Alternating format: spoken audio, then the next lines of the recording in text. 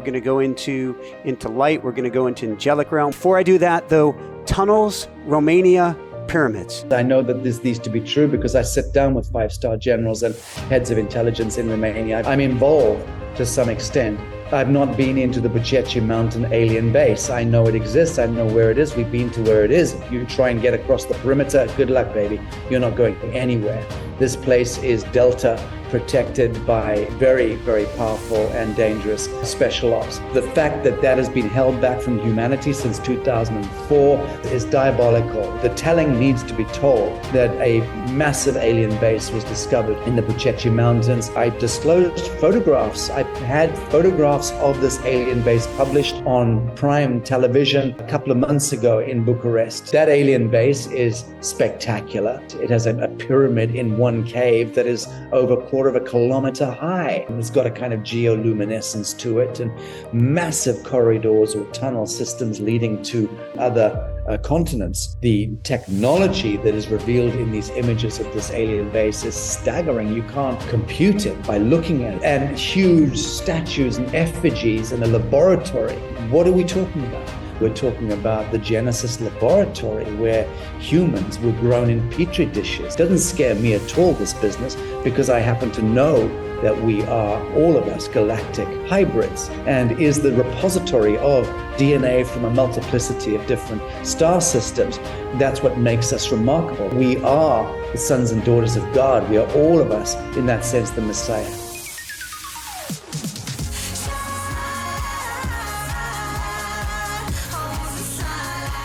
Hi everyone, welcome back. I'm Michael Sandler, your host on Inspire Nation. If you've ever wondered if the world is going down or if we'll truly make it, then do we have the Sacha Stone Show for you. Today I'll be talking with Sacha Stone, former rock musician, artist, founder of Humanitad, the New Earth Project, International Tribunal for National Justice, and founder of the World Health Sovereignty Summit, which includes the like of Robert Kennedy Jr., Dr. Christian Northrup, and many more. And that's just what I want to talk with him about today. How to free humanity, return to our angelic origins, and birth a new Earth. So welcome to the show, Sacha. Are you ready to shine? Ready to rumble, but I need to correct you. I didn't invite Kennedy, Bobby, onto the World Summit this year because I didn't want to bite into his very important schedule on his campaign. So I decided not to send the invite out, but I have been graced to work with him on a couple of shows, and the focus on Fauci was the main one that I did with Kennedy and Mikovits and David Martin and Galati 2 years ago, calling out the high crimes that, of course, now everyone on Earth is pretty much aware of. But other than that correction, it was a beautiful introduction. Thank you. Well, thank you. And then I guess that begets the question. I hate to ask this, but I need to ask this. Sacha, are we truly free? Of course, we're born free. Alpha Omega only understands freedom. There is a kind of shadowland that we permission our souls to traverse in the temporal sense, in the temporal realm, in order to learn ever heightened scope of witness, I guess. But I think that the contrast that we find in the world, the black and white, the duality, the pain, the suffrage, all of that is also birthed through unity consciousness, through this alpha omega point. And my takeaway is that the suffrage and the pain and the duality and all of that is a very relevant and necessary texture or contrast against which we ultimately define an ever heightened scope of witness as the angelics, meaning to say that as we suffer and go through the wheel of samsara, we come out the other end or the other side, so to speak, having accomplished a dialing up of our own godliness in the first instance, but also we've acted as the catalyst for lower realms of expression to find their way toward the light. So in that sense, we're all of us playing Messiah in this realm of duality. I like that particularly. Well, that's beautiful. I particularly like the last sentence, that we're acting as a catalyst for those, I may misquote you, in the lower realms to find their way up as well. Well, so therefore we are the integral and the vital component of creation.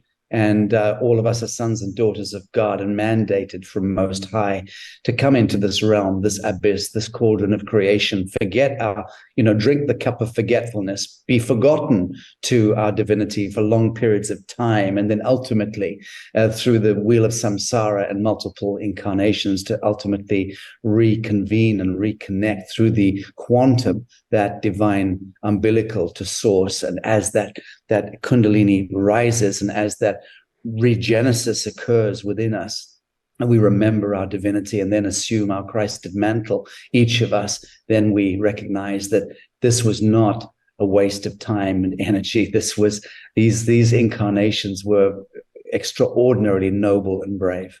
So does that, there's a key word. There's so many pieces we can parse here, but there's a key word that I wanted to get to early on. You call it a point of regenesis. What's that? The remembrance of our immanent flame, the remembrance of our divinity, the assumption and restoration of our Christed mantle.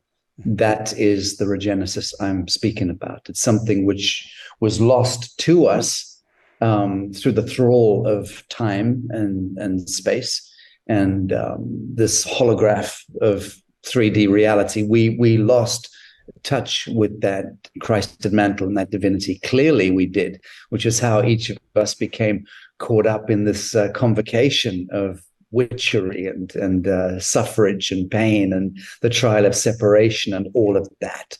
But there is a reconvention that then invites us to step into that remembrance. And I believe that this end of time epoch that we're going through now, the end of the long count Solkan, and clearly the end of time as we understand it, and the collapse of all patriarchal systems into a kind of a 0 point, a reckoning, a great tribulation, and then reckoning. That is the regenesis point for sure.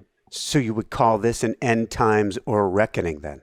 It's both the reckoning, it's the tribulation, the reckoning, the absolution, redemption, and salvation all at the same time. If one understands the mechanics of time, then one knows that time in and of itself does not exist, and that timelessness is actually the quanta wherein the witness emerges. And that state of witness does not see separation between either alpha or omega. So the state of perennial witness doesn't recognize a tribulation, a reckoning, an absolution, a redemption, a salvation. They are all part of the same extraordinary ignition or reignition. So yeah, we can get into the semantics, and of course, one is now entering into the realms of the ineffable anyway, that which cannot and must not be spoken of. So we've started it at 100 miles an hour. We might want to pace it back a little bit. Let's dial it back. I don't even know if we're going to call this dialing it back. I've heard in several other interviews or shows that you've done, and we recently had my dear friend Dr. Stephen Greer back on the show. You were talking about extraterrestrials have recently left the Earth that's allowing humanity to rediscover her angelic self. What does that mean?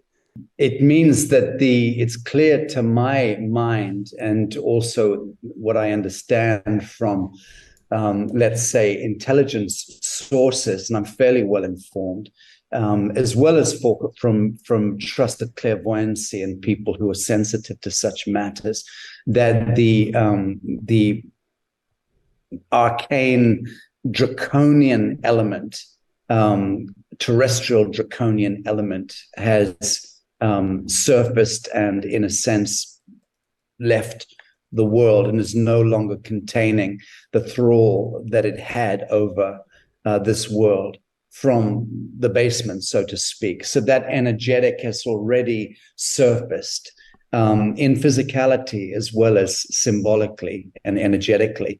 And that is connected also to the great turning of the Gaia, the great turning of the wheel of the grand procession of the equinox, and how we have confluenced with a particularly dense or compression zone of vibral light that issues from the galactic center. And that's a 200-year period or trajectory to move through that compression of that photon band, so to speak. But that photon band impacts us every 13,000 years. And we've just come through it. Last time it happened, it conducted its audit of the Earth plane, and we were found wanting.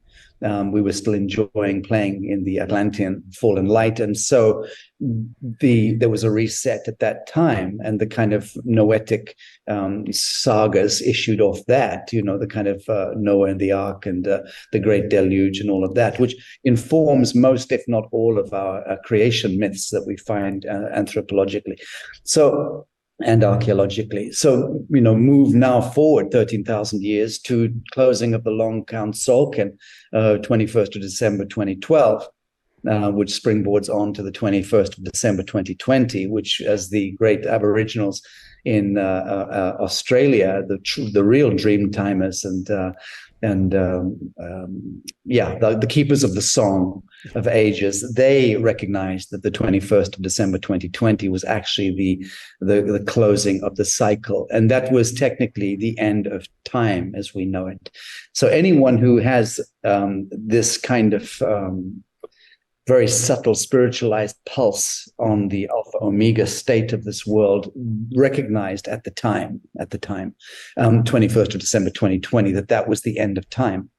And having threaded through that and survived, there was no great reset. And this is the point I'm making, is that we are in the regenesis now already. The great apocalypse did not happen in the sense that the Armageddonists would have us believe we are going to go into a complete meltdown, seismic and, meteorites and, deluges and continental shelves kind of disappearing under the ocean. And all of that kind of apocalyptician that has been spun in through deviated biblical prophecy and just through the kind of incoherence of a kind of moron species that we've emerged into in recent generations because of the dystopia of synthetic molecules that contaminate every aspect of our reality hologram. So we are very incoherent at the morphogenetic level, at the collective level. But anyone who's maintained inner sight through this thrall and this incoherence knows that we are moving now into the onset of ascension, so to speak.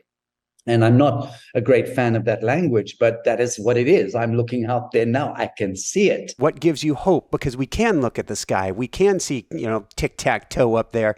And you're saying this has led to a sense of incoherence at a collective level. What's giving you hope? And then we're going to go into your story. But what's giving you hope, or what is allowing you to see that there is this onset of the ascension? Well, at the risk of sounding like a drunk on semantics, what gives me hope is having no hope at all. I don't subscribe to hope or hopefulness in the same way that I don't subscribe to faith or trust. Yep. Or I have absolute knowing of certain things. And that is actually the prerogative and the preserve of the angelic human, is to engage knowing, fully actualize knowing that which is, that which self-reveals, self-fulfills, self-exists. So it's not a question of sitting on the curb and looking at the horizon line and hoping and wishing and praying. That was, again, for the I'm going to try and be more polite with my language. That was for a more reductive period of our psycho-spiritual evolution. Let's leave it at that. But I do regard it as moronic that for so many thousands of years, we've been so addicted and minded to believing that hope, trust, and faith are the be-all and end-all. They really are not. They are actually the Achilles heel of enlightenment, always were. Because so long as we believe that we need to believe, or so long as we hope for hope, or trust in trust, or have faith in faith, then I'm afraid we are not shooting a straight arrow. And the straight arrow is the quantum of absolute convention of relationship with God in the here and in the now. And that's to do with knowing and not to do with hoping, trusting, and having faith. So what you're saying is to boil this all down, and then we'll get to your story here in a minute, is thousands of years ago, our knowings were washed down and, in a sense, taken away from us, so that we had to put our faith, our trust, our belief in something outside of ourselves. And when I say outside, I mean inside. Yes, and very well couched. I would suggest, however, that it was more like millions, if not billions of years ago, given that my knowing of so-called time and so-called history far exceeds the commonly accepted notion of 13 to 14 billion years of age, which is an absolute nonsense. So my root of my knowing is connected to a greater scope of remembrance, and that is acknowledges that this earth plane is likely well over 900 billion years old, and the seeding of humanity takes place in less than 1/3 of that trajectory.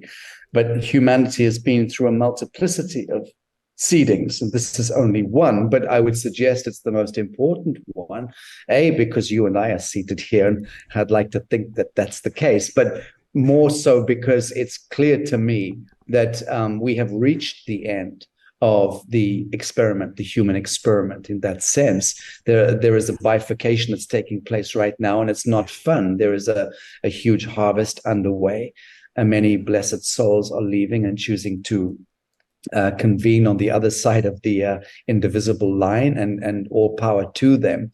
But for those who are remaining on Earth in the short years ahead, I use the term years advisedly, because years don't exist. Again, they're part of the fiction. They're part of the Babylonian, Sabbatean language, which was a deviation from real reality. So when we talk in terms of minutes and hours and weeks and months and years, we're playing into that thrall, and we must all stop doing it. That gets back to what I was saying. Are we free? Because what you're saying is there are constructs. Yes, the prime construct being the fiction of time. And that was the cleverest.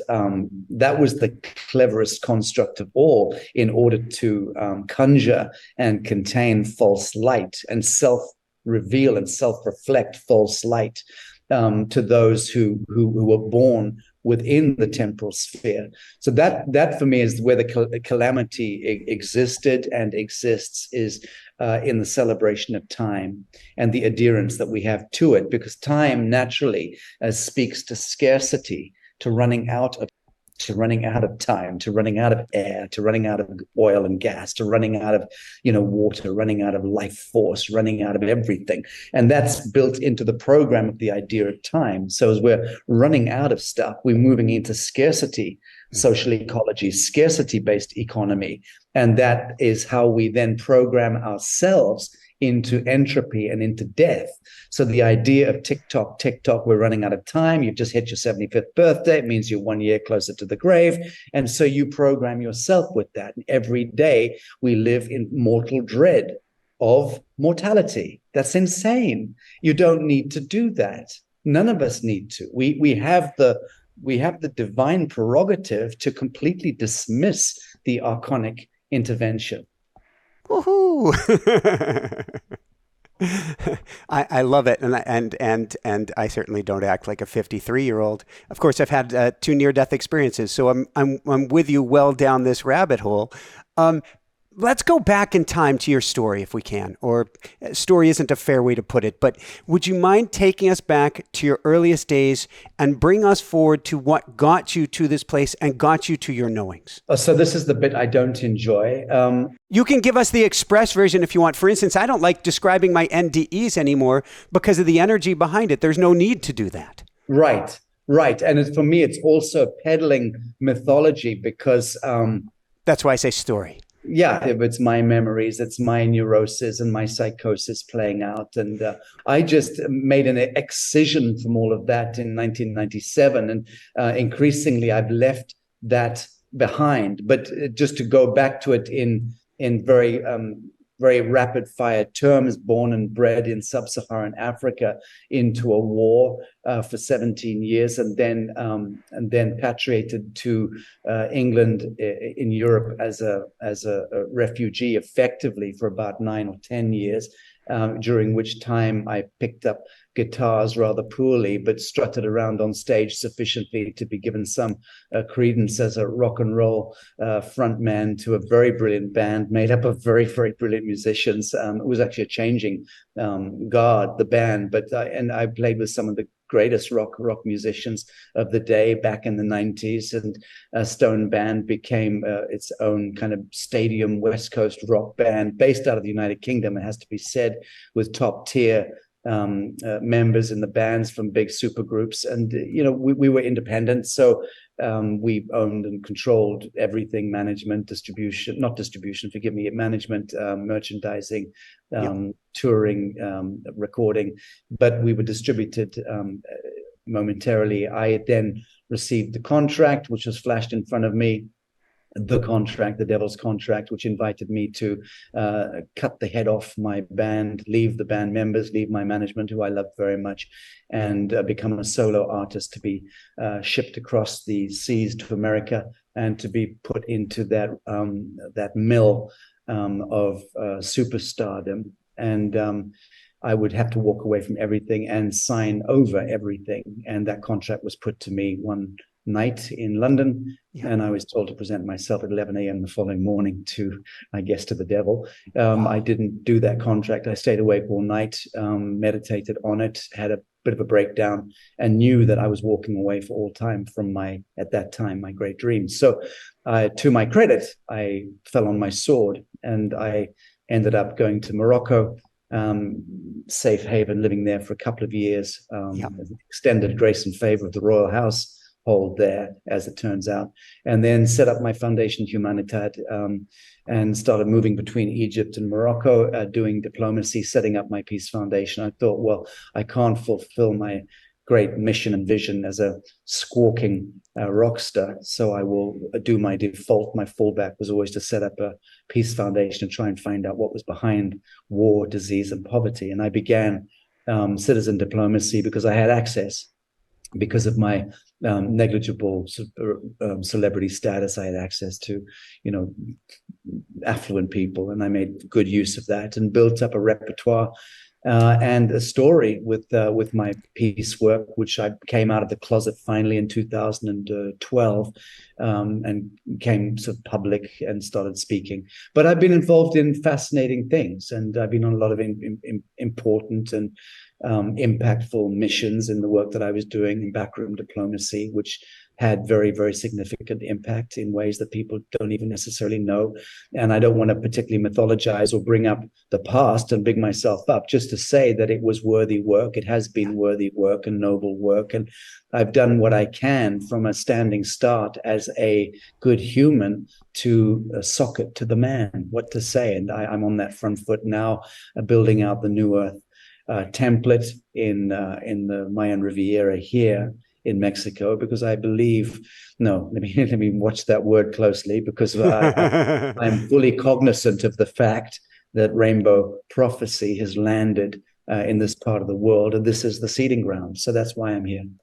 Wow. There's so many questions I want to get to. I want to get to UN, some other things, but I teach automatic writing. I was channeling on, I think it was Friday, about today's show.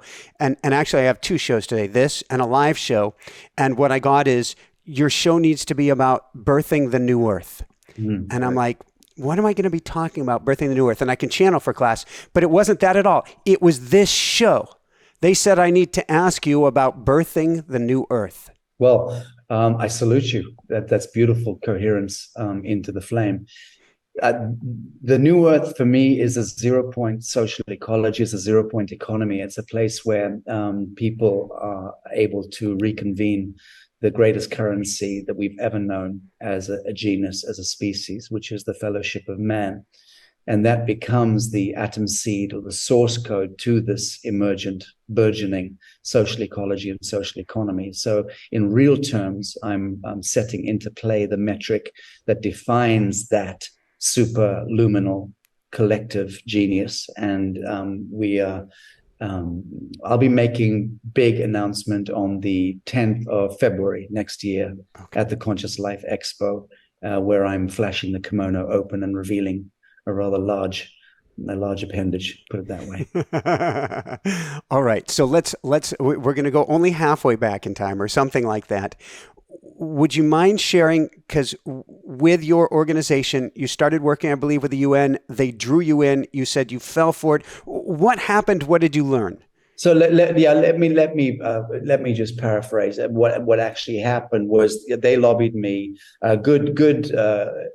Well, let me say interesting elements within the UN who were fun characters, ambassadors, and what have you, lobbied me many years ago, 2008 into 2009, lobbied me to come to the UN to help sex it up.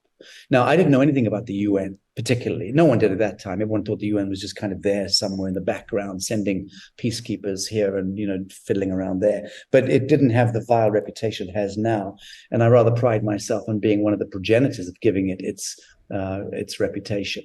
So I had no real interest in the UN because I was savvy enough even at that time to be aware of its how it had been deviated from its noble roots after the Second World War. And by noble roots, let me explain. The Sabbatean element that architected the UN did not have noble intentions. They were an extension of the League of Nations, which was itself an extension of the Cecil John Rhodes Round Tables, which is pure Fabianist Tavistokian Satanism. So I'm not saying that the UN was conceived by good people, but I'm saying that the people, academics who were brought in to write the charters and to help create the metric of the UN were good people who were commandeered in a sense and made use of. In the same way that the euro was designed by the great Professor Bernard Lietaer, who was a beloved friend of mine, but he was used to create the euro convergence mechanism. And on the day it was unveiled in Brussels, he was horrified when they announced it as a permanent currency, because he'd said to Brussels all along, this is an interim currency. It can last for 15 to 17 years, and then it will implode. So you could only announce the euro as an interim currency, then give all the European nations 15 years to help to create an ultimate unified convergence mechanism. And they said, yes, Dr. Lietaer, but on the day they tricked him. They unveiled it as a permanent currency. Why? Because they wanted to collapse all the cultures and nations of Europe ultimately into this globalist hegemony. So just the same way that these commandeered the good life and times of Professor Bernard Lietaer, one of the greatest economists who ever lived, they also did the same thing to the founding fathers of the United Nations. The same thing with the founding fathers of America, if you want to get into it. I don't want to go there right now. But the point being, there is a great co-opting that goes on with these institutions. They were trying to co-opt me back in 2008 in order to help sex up the UN agenda. I said, no, not interested, bugger off, even worse than that, not interested. They kept lobbying me and then eventually agreed on a point of negotiation that I said, if I can come in and take control of the General Assembly floor for one day a year and bring whoever I want onto the General Assembly floor and propose and put forward whatever messaging that I believe, Humanitat believes, needs to be espoused from the General Assembly floor, you've got a deal. I'll produce a big annual event, bring together the nations and help exemplify the Millennium Development Goals, blah, blah, blah.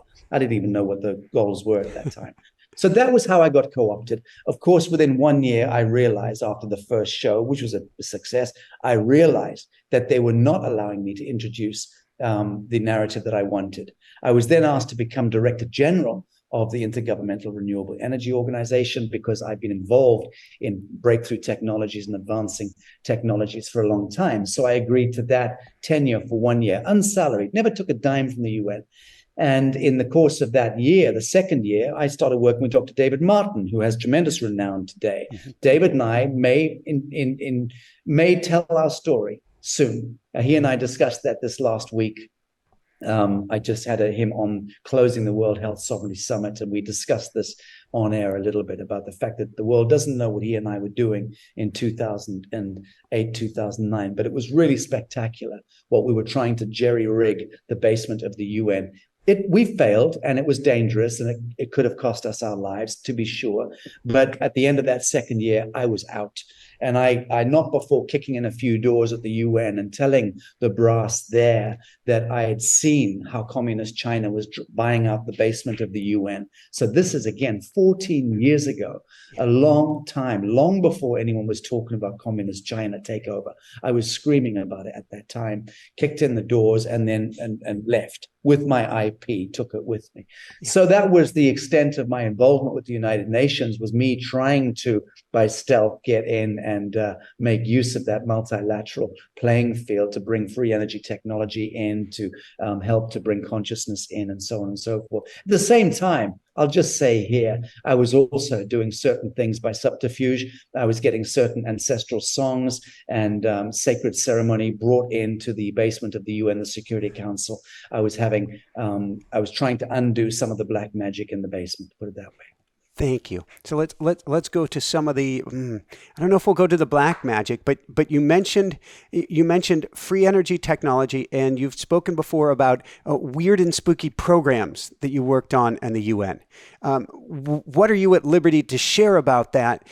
Because we have our audience who's been hearing from Dr. Greer. There's free energy, there's free energy, there's free energy. It exists, it exists, it exists. Well, I was trying at that time. I was, working with, connecting founding figures in the movement. Stephen Bassett, who is a remarkable brain, just a remarkable man, except for his former reverence for John Podesta.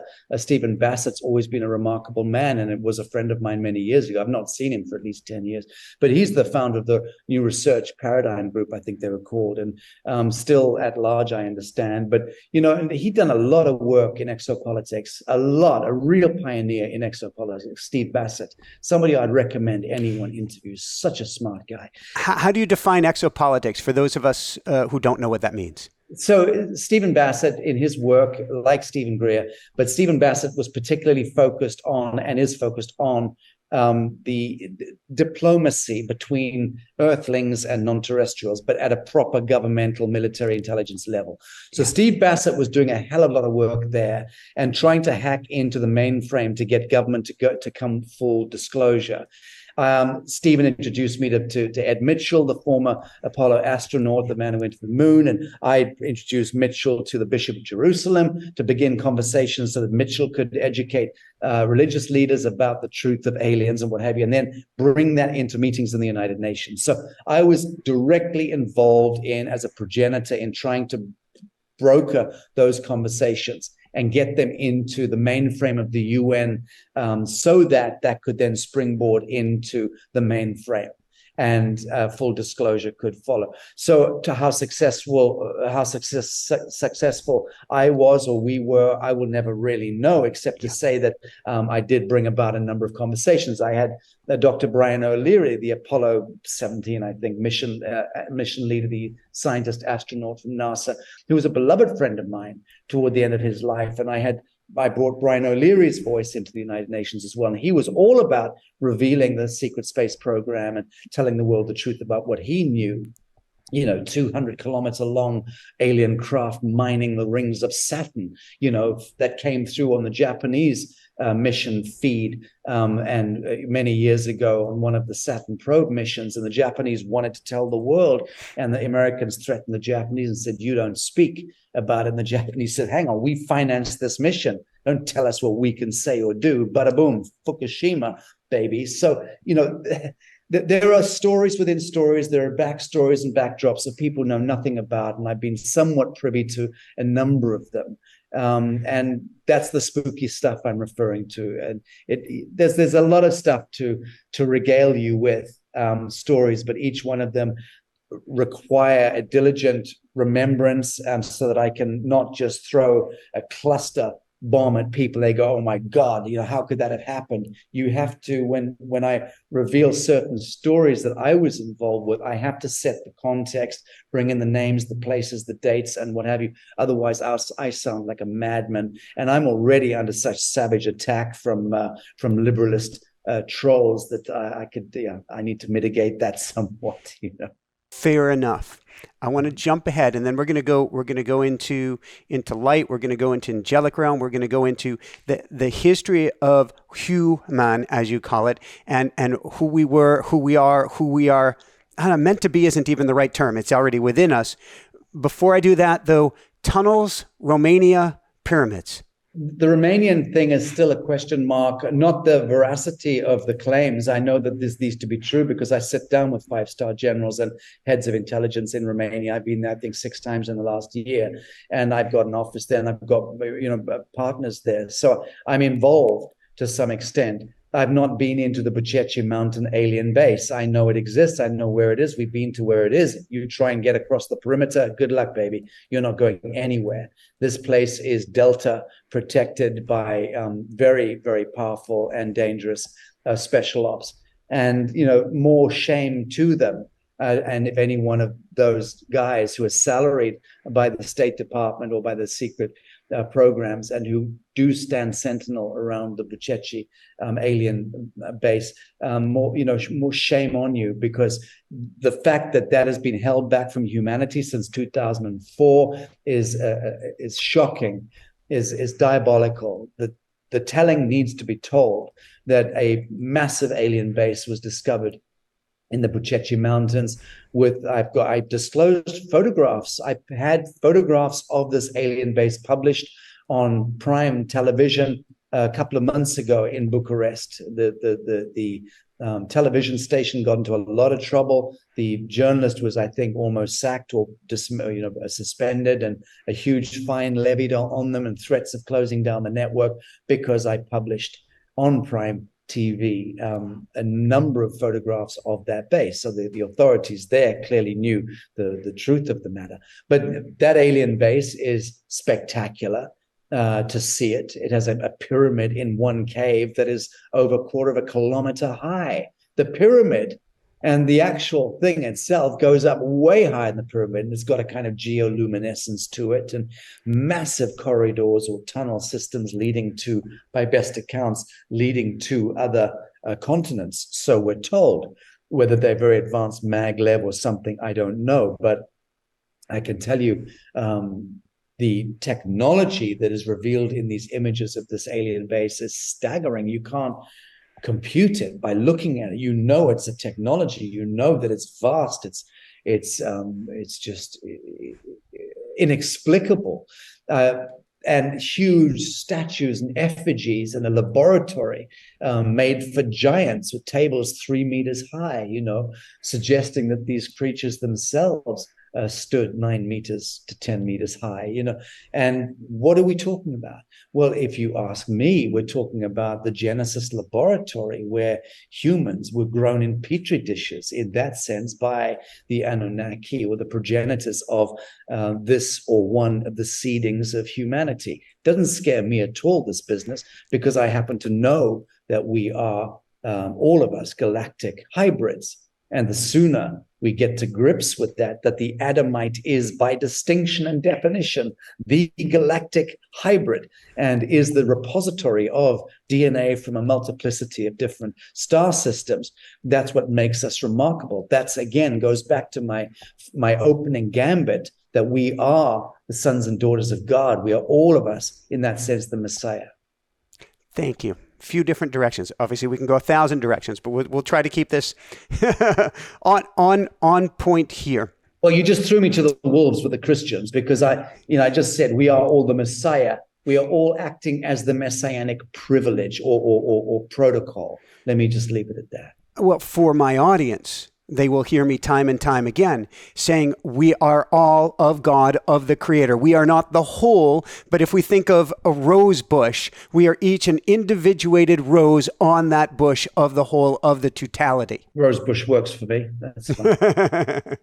Beautiful, beautiful, beautiful. So, why were we genetically engineered to be here, and what is our path as humans, and what does that term mean to you? Well, I already answered the first part of the question, but it is worthy of repeating. We are here as the sons and daughters of God to be the atom seed or the point of absolution for lower elemental intelligences in this entire cauldron of the universe, whereupon they can find their way back home through hybridizing into us and merging and confluencing our Adamite DNA with their reptilian DNA, Zeta Reticulan DNA, Arcturian, Andromedan, Sirian, Venusian DNA, and so on and so forth. So we are, in that sense, the Jacob's ladder. The human being is the Jacob's ladder, the DNA in the human, which is the hyperdimensional DNA, the one that has a fractal antenna to all star systems, alpha, omega, all at the same time. How do you want to play, baby? Well, the human carries that hyperdimensional coding, and none of these other intelligences do. Some of them are way more advanced technologically or even psycho-intellectually, but they don't have the hyperdimensional gateway or the Jacob's ladder that we do. So they need to hybridize, in a sense, to us. And through hybridizing to us, they activate elements within the human genome. And through linguistic wave genetics, the way that a human being is a broadcasting capacitor and a broadcasting station, we then broadcast back to them. So they could be 12 light years away, but we will be able to broadcast through the fractal antenna. Their hybrid babies that they have with human beings are communicating feedback through the quantum to these different star systems and star beings. And you start to see this entire quadrant of the universe as being indelibly connected to the human genome. And that's powerful, that's majestic, and that's who and what we are. That also suggests, thank you, that's huge. It also suggests that Earth isn't just a planet. She's something much, much, much more than that. Yes, she's not a planet. It's very dangerous to think in those terms. She's a plane of expression. And I would leave it at that. Again, we tiptoe into the realms of the ineffable here. Is she round? Yes, she's round. Is she ovoid? Yes, she's ovoid.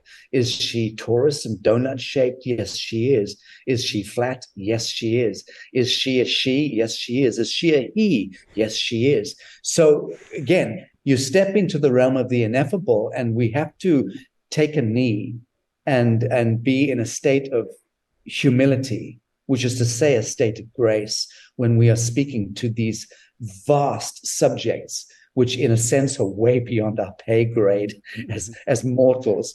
But, you know, we do, again, have the privilege and the prerogative to be able to expand our superluminal genius. I'm doing my best to do so in this incarnation. And I think it's incumbent upon all of us to be in that state of grace, that state of witness, and to consistently push boundaries. But I know enough about very advanced mathematics to know that we are holographic by nature, essentially. And so we are all of the above. Like I said, we are flat, round, ovoid, torus, and so on.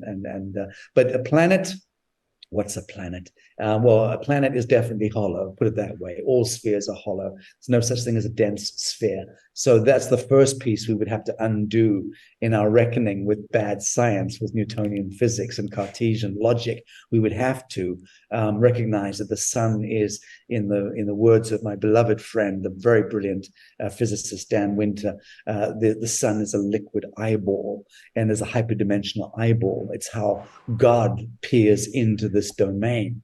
It is not a solid mass which is burning itself up, you jack. It's just nothing to do with that. But that's what the Midnight Masons packaged and sold to us through academia, and through rotten physics and rotten science, which was oftentimes birthed through the genius of tremendous men and women, but was again taken over, commandeered, and corrupted and reformatted by Midnight Masons in order to sustain this control mechanism on the way we think, because the way humans think and the way we're entrained to think is how we project plasma into the field of what we're told to project, like war in Israel, war in Gaza. And the more of those images we see, the more we project plasma back on those and fixate those ideas, they then become manifest reality. So the Sabbatean, lower archonic, demonic, diabolical realms have always known that humans and human thinking, human ideation, human psycho-emotional life force is the stuff that creates so-called reality. Thank you. So let's go there for a minute, because, okay, if we were to label me, if we were to give me labels, I'm Jewish, I'm Ukrainian, I'm Russian. Of course, we are all just one. There is a unity consciousness. There are no borders. None of this is real. But I look at everything going on, and I have a dear Palestinian friend who was my assistant for 2 years. I look at everything going on, for instance, in Gaza, in Israel, and I go, you have so many people today that don't want war. Why are we here? Oy vey, where do I start? Thank you. Well put. So, this dialectic is a tough one, and it's a real tough one for me to speak to without having the floor for 90 minutes at least and a slideshow, because it's so laden. We may have to have you back, Sacha. Indeed, and I would greatly welcome that and have the time to do this discourse, because it warrants it, because the great faith, the Judaic faith, and the faith of the Zohar, and the mystical tradition, as you know, my computer is resting on a Zohar right now. I showed you before we began, the great faith, true Judaic faith, insurpassable in many ways in its mystical dimension. And that gave birth to the Christic faith and to the Islamic faith as well. So we have to go back to that Genesis point. The real dialectic is not about Jewish or Palestinian. It's not about black or white or north or south or male or female or Republican or Democrat or Shiva or Shakti. The real dialectic is about me versus me in the here and the now, and the degree to which I can reconcile the broken hemispheres within this being. That's it. So I will always bring the conversation back to that, because you either stand in coherence with grace as a living son or daughter of God, as a living child of God, or you do not. And if we stand in grace, we cannot kill. Right. If you stand in grace, not only can you not kill, you cannot conduct wrong action. And nor can you step out of the flame of pure truth, even if it burns like hell. You cannot, nor would you want to. And that's part of the great suffrage of being an awakened human in this great travail. So what is our, can I use that term? Yeah. What is our right action to take at this time? The only right action is to never do anything or say anything or utter anything, much less think anything that offends the soul. So that's it. And that's your 0 point. That's your source code. We are all of us born with God-given conscience in that sense. And we all of us in that sense are born to a inherent understanding and knowing of what is right and what is wrong. Claiming the life force of another creature under any circumstance is essentially wrong action. Essentially, it's wrong action. But one can get pulled into all sorts of very interesting conversations, especially if you have a vegan sitting at the table. But not that you do. But these are considerations. It's all love, baby. It's all love. So, what is the time? Well, we'll go to Steve Martin here. The timing of all of this taking place at this time. Well, my takeaway is that the geometry of now is perfect always, in all ways. And pure truth and right action are the path of least resistance to the highest outcome, always, in all ways. So in those two sentences, which could be strung into one, is the entirety of the true Gospels, the living testament, and of the gnosis of ages is in that.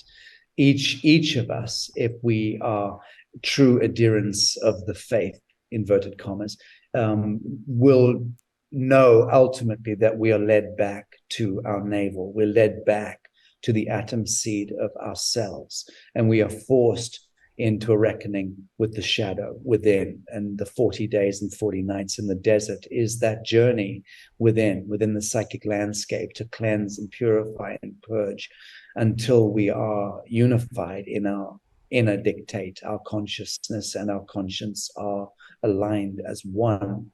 And when we engage that state of witness and can take the seat or the throne of witness in that state of grace, we become fully cohered and aligned with the umbilical of the divine. We become superluminal mortals in that sense, and we become the meek who inherit the earth and also become progenitors of the next great revelation, which is the manifestation of the kingdom of heaven on earth. So it's all comes back to this always. You can never escape mathematics. Ultimately, math and God are the same, ultimately.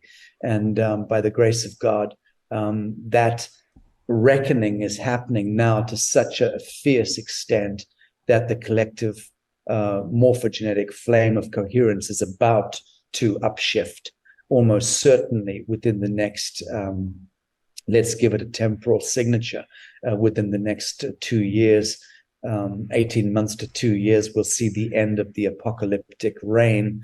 Woohoo! So what I keep getting out of my automatic writing is during this time, the head is, by definition, completely lost, cannot comprehend all of this. Dive in my case, I channel through, typically I can hear, but I channel best through automatic writing. Dive into my automatic writing, dive in. Every time the mind goes errant, goes astray, dive in, dive in, dive in. I think that's what you're suggesting, each in our own way.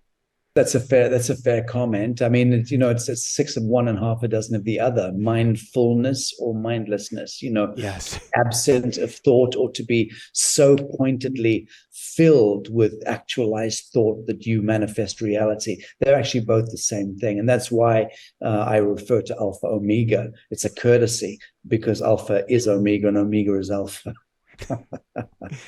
So let's go on a fun plane here, and then I want to bring it home to bringing out that angelic being within each and every one of us. There are more pyramids. I cannot believe, I'm going to say this, that a world, the name is going to escape me, World Heritage Site, Ohio, pyramids found. There are pyramids being found all around the world right now. And a lot of them, like the Sudan, which I guess you just recently escaped from, with the tops lopped off. Why are we finding pyramids? Why were there pyramids potentially with the tops lopped off? And what was the real purpose behind, for instance, the Great Pyramid and the top that's absolutely missing? So I was in the Sudan a few months ago, just as the war was breaking out. So days before it broke out, we got out. And it was spooky at the airport. I have to say, it had this just weird, we were rushing to get to the airport in any event and about to miss the plane. And it was like, military checkpoints getting through. It was just a weird day. We knew something was up. You're smelling the air. And then days later, boom, this calamity, this massacre begins. But I was there in the desert and inspecting the pyramids with some close, dear friends. All of us driven by the same compulsion to understand what's behind these pyramids. And for me, the interesting bit was seeing and then screeching to the world in multiple broadcasts about why have all the tops been taken off the Sudanese pyramids? Well, it's because they're the Russian pyramid. And they're not the Giza type pyramid; they're the Russian pyramids. And what's a Russian pyramid look like? Well, a Russian pyramid is different degrees, but I think they pretty much have the same impact or effect. My suspicion is that the Giza pyramids are more on the kind of middle plane of the earth, and so settle into that mathematical format. The Russian pyramids and Sudanese pyramids, which are kind of further north and south, start to change almost the same way that, just angles change with where the central sun is. I don't know the truth of the matter, but I will know it soon, because we're involved with my Lazarus Symposium, involved in a very, very advanced study of the mathematics of pyramidology with Charlie Zeiss and Dan Winthrop, David Sarita, and Shanaz Soni, the NASA rocket scientist, and various other very brilliant academics and scientists. So we're pushing the envelope there in our understanding of pyramids and pyramidology. But I've also been asked by the wonderful literary agent Susan Mears, who handles the estate of Peter Le Mesurier, one of the greatest pyramidologists who ever lived, and who was the greatest inspiration to me when I was 17 years old, fresh from the war in Africa. The first book I picked up was The Great Pyramid Decoded by the great Le Mesurier. And that book really led my enchanted journey into the forest. And curiously enough, about a year ago, his literary agent, he died a couple of years ago, his literary agent reached out to me and invited me to take on the yoke of Peter Le Mesurier and his body of work into the world. So that's something I'm very excited about, because it's full circle for me. I'd love to honor the man. Anyway, I'm gibbering, but the point I'm making is you touch a raw subject with me when you talk about the pyramids, because it's written into my coding. And I know that my life has got a lot to do, and my incarnation has a great deal to do with the true decoding here. There's a lot of bullshit decoding, but let me just say that he's turning his phone off. It's been going nonstop since you came on the line with your beautiful yellow spectacles. The point is the pyramids are connected to the golden age in simple terms. And the pyramids, whether they were tethering stations for massive airships, or you were charging stations for UFOs, or paramagnetic and dielectric power stations to broadcast cold electricity into the lateral plane and power up the world through free energy, all of the above are true and written into the pyramid's capabilities. So the pyramid is just a kiss point between the heavens and the earth. And our understanding and our decoding of the pyramid, which is also decoded into the mathematics of man, is an integral piece of our planetary enlightenment. So we are forced now into this aspect of revelation connected to the pyramids and pyramidology, which is why nature and reality in its infinite wisdom reveal the pyramids all around the surface of the earth now to us, in Bosnia, throughout all around the world, Indonesia. Just here, we just discovered a massive pyramid actually on land that we're acquiring for the New Earth Sanctuary here. One of the biggest pyramids the Mayans say that we're likely to find in the country. And we sent a task force up to check it out. And indeed, it is a pyramid. So, we're going to have a great archaeological dig over the next 5 years. Point being, pyramids are revealing themselves to us because the time is nigh. So I was on 2 years ago. I was invited. It was a very interesting experience. And we don't even have to go there. Nobel Peace Prize Summit in the Yucatan. And I got to explore some of the Mayan pyramids by myself. And what struck me the most wasn't any of the stories behind it, because I don't believe any of the stories are real. But was the energy. Yeah. I just wanted to sit and be next to, be on the ground, be anywhere in the realm. To me, it had a very different energy. Indeed, it's remarkable. I mean, try doing what I did in 1999 and spend a night in the Great Pyramid in Egypt, in Giza. And that's not something I would recommend to anyone, incidentally. But that was... What did you experience that night? I've got to ask.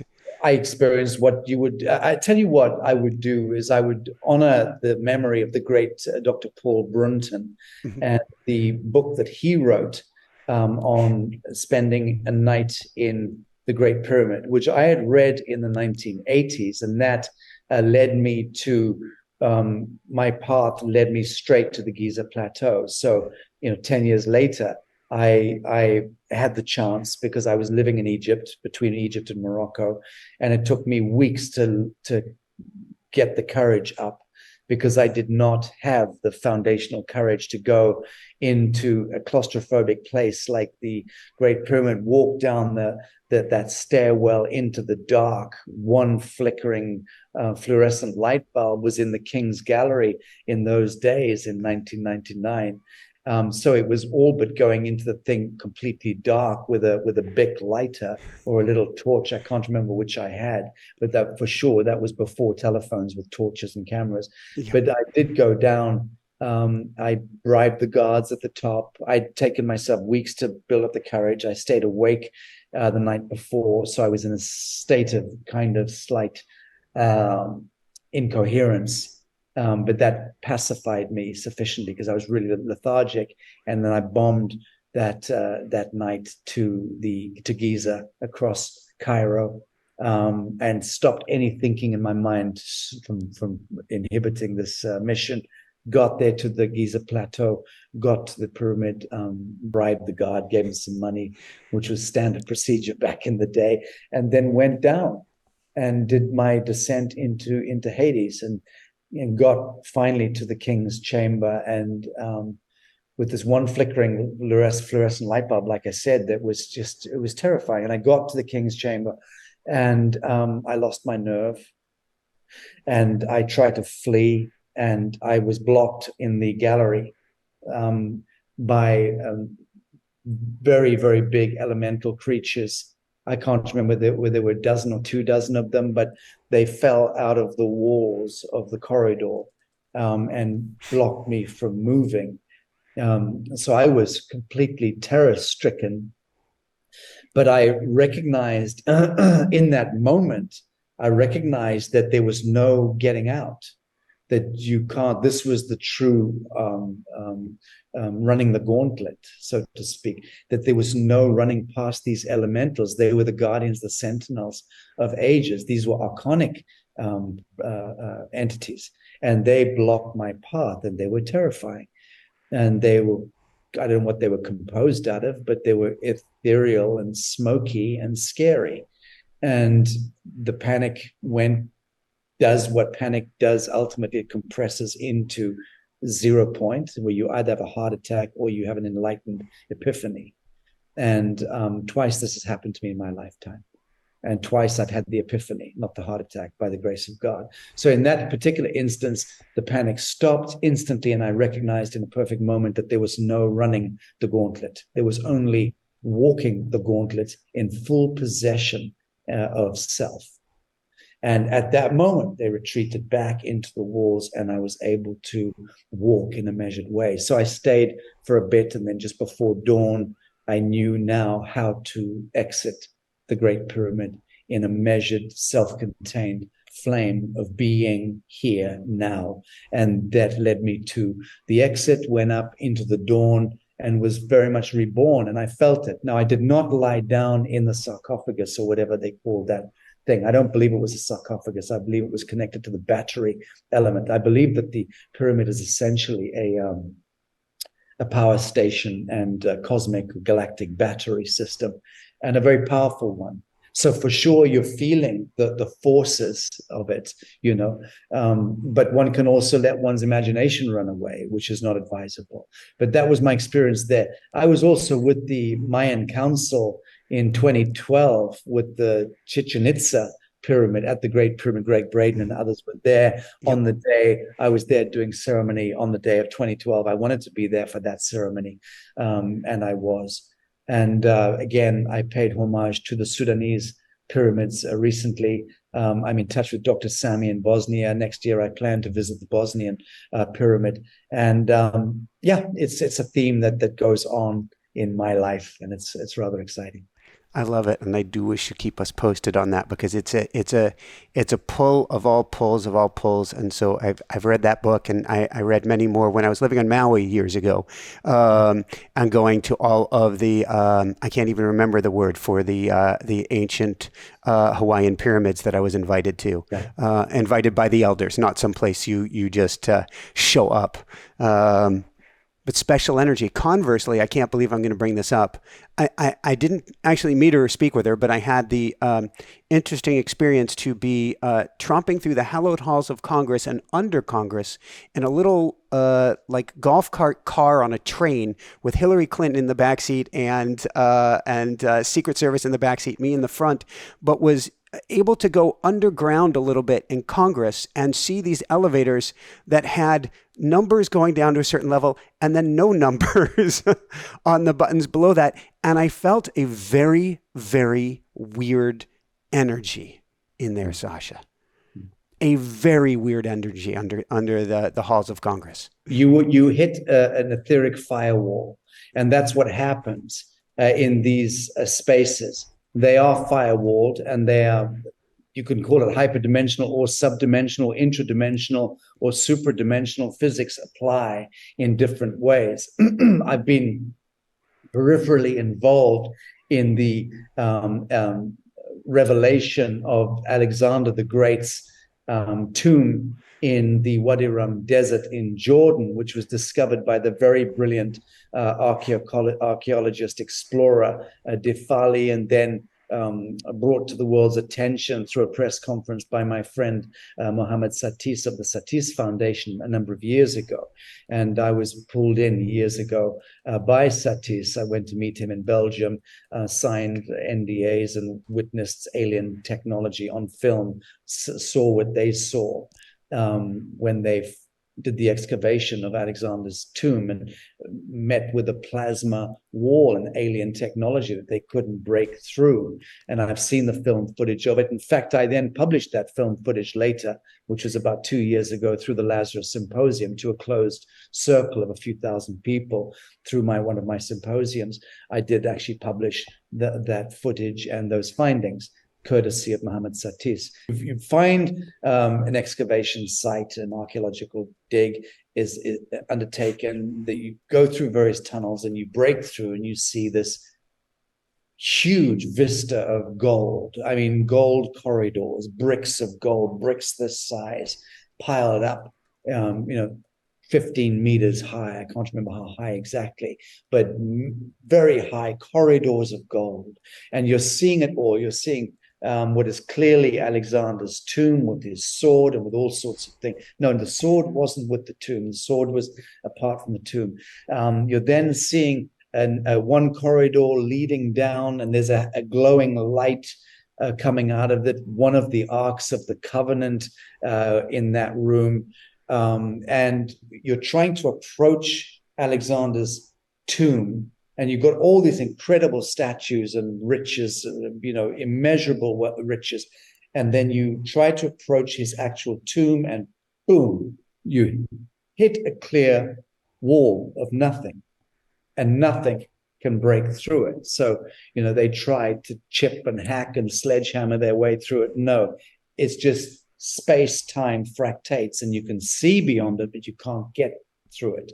And then they tried lasers and all sorts of ballistics. Nothing could break this. So that was more or less when it was brought to my attention, and I went to Belgium and looked into this, and we were looking at how do we mount an expedition to go and decode or decrypt. Number one, how do we get the Jordanian royal house, the Hashemites, to allow gainful entry to this archaeological discovery? Because once it had been discovered, the intrepid explorer made the terrible mistake of alerting the authorities. And of course, the authorities contact the American base, and the American base contacts the Pentagon, and it's immediately locked down. So Delta Force is sent in, and bada boom, just like the Buceci Mountains, there's a lockdown. Now no one knows what's happening inside. But we do know enough to know that a couple of special ops guys have gone in to try to retrieve the Ark from the one room glowing at the end of a corridor. The first guy had been blown out and he was dead. As he'd gone into the room, he'd been blown back into the corridor, was dead. The second guy went in, was blown back, and was in a coma, or was rendered a mute and a dummy. Thereafter hospitalized, as I understand it, erased. And thereafter, I think they sent in robots. So the photographs I got of that and that I have and that I published are of courtesy of the Satis Foundation and Difali, were taken by a robot of the Ark of the one of the Arks of the Covenant. I understand there are many of them, or a few of them. So in any event, no one ever got to Alexander's tomb. We could see it, we could photograph, we couldn't get to it. But his sword, as his short sword that was outside of the tomb, was retrieved, and that was given to King Abdullah in Jordan as a piecemeal offering, hoping to curry favor. But I don't know what the Hashemites have done. I used to be friendly with a couple of the princes, and they're lovely guys. But unfortunately, that country is very, very compromised because it holds the balance of power in that part of the world. My friendships with the princes of Jordan dried up years ago, probably when I turned maverick and went rogue on the Illuminati. But, there you have it. Interesting story, interesting times, interesting discoveries all around the world. Most, if not all of them, being kept from public purview, which I think is a travesty and a high crime. I can't imagine how much a different worldview would change all of our choices right now. Yes, curious that you say worldview. Yes, indeed. And again, it's just nesting within the human heart and following the dictate of universal conscience, which is cause no harm, loss, or injury to another living soul. Because it feels better not to hurt others, for God's sake. But yeah, yea, though I walk through the shadow of death, and, the valley of death, I should feel all of that stuff. The great tribulation and reckoning upon us. How do I navigate this journey is the only question that concerns me. No judgment of others. None. Thank you. How do you, when you wake up each day, what is that luminosity within you? Where is that beacon going? I'm a very sullied individual. So my start to the day is ignominious and is not very hallowed at all. So I generally lurch out of bed, walking a bit like a crab because I am, somewhat middle-aged, and let my chihuahua out before he pees on my floor in the bedroom and make a beeline straight for the gas stove and put on my espresso, which is my true craft in life, is knowing how to make a proper espresso. And my day starts with an espresso. Up until recently, it started with an espresso and a rolled up organic cigarette. But I'm afraid I've given those up in the last couple of weeks. So it's just the espresso for me now. And then my calls that are scheduled for me and my meetings that are scheduled for me by staff arrive about 9 in the morning. And then my day starts. And it's just a constant sequence of phone calls that are scheduled, Zoom calls that are scheduled, conference calls with different teams around the world, and media drops like the one I'm doing with you now. And that goes on pretty much every day, all day, every day. And the mission is? The mission is that whilst I'm not interfacing to the best of my ability, I'm architecting and involved in bioarchitecture, which is a great passion of mine, and master planning this incredible project we're doing here, which is a huge project. It really is the kingdom of heaven on earth, or will be. The world will see all of that soon enough. But it's a vast project, and it's a very expensive one. And as I said, I'll be flashing the kimono on the 10th of February and going public with the project and inviting people in, investors and others in at that time. Right now, we have investors, but I'm kept it to a minimum because I don't want to be managing third-party expectations. But it's a big, bold, beautiful project, and it'll change the shape of this world. What could we do right now, this moment, for humanity, for unity consciousness, to getting back to our angelic self, or simply to find peace? Suspend all adherence to false light in a moment by moment on a moment-by-moment basis, which is the only way one can do things in truth, because we are all so indentured to the false light that we fall off the bicycle 350 times a day and have to get on it again. And that's written into the program. That's okay. So forgiveness and forgiving oneself for endlessly reaching out for the gin bottle, or to have a masturbate, or to pick up another joint, or go to another party to get another hit of something or other, or whatever it is, whatever your thing is that compels you to fill the void, to fill the vacuum. Forgive yourself, and be prepared to forgive yourself 1,000 times a day, always, because eventually you'll work on yourself. Eventually the angelic you will see the impish you in the mirror and will overcome. Eventually it happens that way. The angelic always overcomes. Why?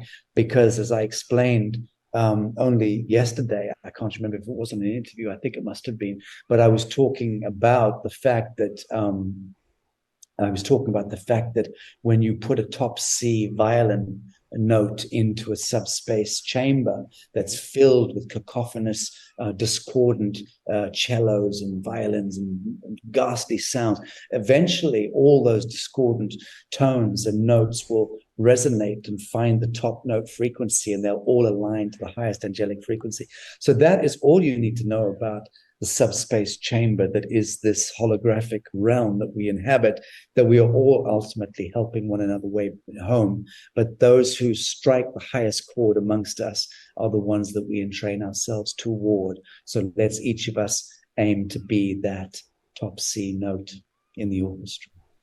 Woohoo! I couldn't agree more. Couldn't agree more.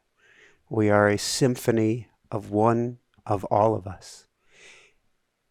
Where can people go, Sacha, to find out more, to find all your work, to find your YouTube channel, your Rumble channel, your everything? Oh, it's of no consequence. I'm lost in the woods, lost in the source. So don't even bother to try and find me. It'll come to you or it won't. But I'm no longer giving out anything. There's so many websites and things out there already. So take your pick. But I would tell people, keep your eyes peeled for the release of the New Earth Pharmacy, because that's the most exciting work of my life, and that's unleashing in the next few days. Is the newearthpharmacy.com, pharmacy with an F, and it's not launched yet, but it will launch, I think, next week. And I've spent inordinate amounts of time and money, resource, and love in helping to bring to market antidotes to the gravest existential threats against human health. And yet we're allowed to be afflicted with poisons on every supermarket shelf, and every single product that we buy to either clean the house with, or clean our bodies with, or put into our food or the water, the air, is a de facto synthetic molecule and a poison by distinction, sold to us by our municipal, federal, and multilateral governments. Will house that. And these have managed somehow to outlaw the truth. Well, I've got news for them as it comes to resuscitating this grave assault against human mRNA, and all of the diseases and death that prevails can and will be turned around. And I invite people to go and check out the New Earth Pharmacy and what it's bringing forward in the next few days. Beautiful. And if that is live before we go live, we will get that in the description. So if people don't remember, newearthpharmacy.com. Yeah, thank you. It's the newearthpharmacy.com with a pharmacy with an F. Thank you. Love, love, love. Go, go, go. Fly free and shine that beautiful light of yours on the world. Thanks, brother. Get this to us and we'll help syndicate. Much love to you. Bye-bye. So for everyone out there, this is Michael Sandler saying, be well, have fun, discover the angelic realm and light within you today, and above and beyond all else, shine bright. Woohoo! How does it get any better than this? On that note, if you want to become a mystic, you want to live from that higher plane, you want to escape the energy down below and help bring yourself and others up to that higher plane, come to the School of Mystics. I've got that link down below. Class 4 Wednesdays a month, always recorded if you can't make it, with an amazing group that's going to join you on this journey. And if you want to channel through automatic writing like I do, simply go to automaticwriting.com. That's that link right there, automaticwriting.com. Lastly, if you simply want a daily attunement, something that brings your energy up, up, up, and way up, I write this through my automatic writing. You can go to dailywoohoo.com. That's dailywoohoo.com. Here's a link to the next amazing video. Love you guys so much. Keep on shining bright. Woohoo! Lots of love, everyone.